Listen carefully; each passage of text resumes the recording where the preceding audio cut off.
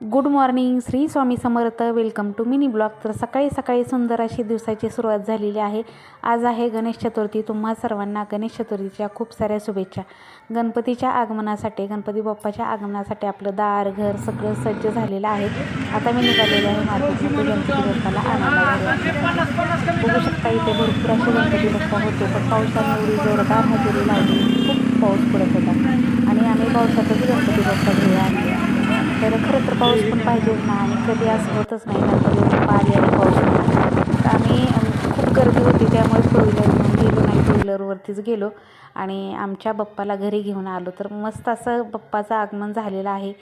आणि समर्थ इथं नसल्यामुळे आम्ही दोघंच होतो, त्यामुळे दोघंच गेलो. गणपती बाप्पाला घरी घेऊन आलो. समर्थ येईल पण कधी येतो आहे काय सांगता येत नाही. इकडे गणपती बाप्पाला घरामध्ये आणलं, त्यानंतर ह्यांचं पाय धुवून ह्यांचं औक्षण केलं, बाप्पाचं औक्षण केलं. तर अशा पद्धतीने गणपती बाप्पाला घरामध्ये आणण्याची आमची पद्धत आहे. तर तुम्ही कशा पद्धतीनं गणपती बाप्पाचं औक्षण करता, घरामध्ये आणता, हे नक्की कमेंटमध्ये सांगा. आणि हो बरं का, तुम्हाला पुन्हा एकदा गणेश चतुर्थीच्या खूप साऱ्या शुभेच्छा. तर बाप्पाचं औक्षण वगैरे करून झाल्यानंतर परत बाप्पाची तयारी सगळी. तर आणल्यानंतर सगळे अगोदरच तयारी करून ठेवली होती मी, त्यामुळे स्वस्तिक वगैरे सगळं काढून ठेवलं होतं. पूजेचं सगळं सामान जे आहे ते सगळं काढून ठेवलं होतं आणि बाप्पाला डायरेक्ट आणलं की आसनावरती बसवलं. त्यानंतर सगळी पूजा करून घेतली, रीतसर सगळी पूजा विधिवत करून घेतली.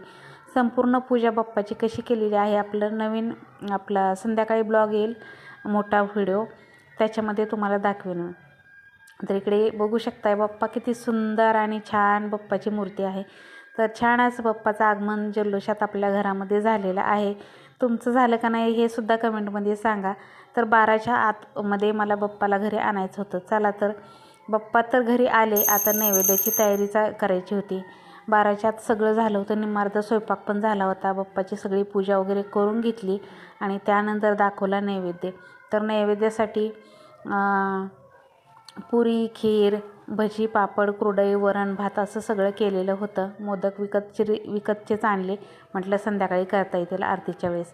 तर सकाळी सकाळी हे सगळं खूप गडबड होती आणि ह्यांना पण साईटवरती जायचं होतं. त्यामुळे बघा मी सगळं बाप्पाची व्यवस्थित अशी पूजा करून घेतली. त्यानंतर 5 फळं वगैरे सगळं मांडून घेतलं आणि नैवेद्य बनवला. नैवेद्य बनवल्यानंतर नैवेद्यसुद्धा दाखवला आणि खूप सुंदर आणि बाप्पाची छान अशी पूजा झालेली आहे. तर असं होतं आमचं आजचं बाप्पाचं आगमन. आणि चला तर तुम्हाला आजचा मिनी ब्लॉग कसा वाटला हे नक्की कमेंटमध्ये सांगा. आवडला तर लाईक, शेअर, सबस्क्राईब करा. श्री स्वामी समर्थ. गणपती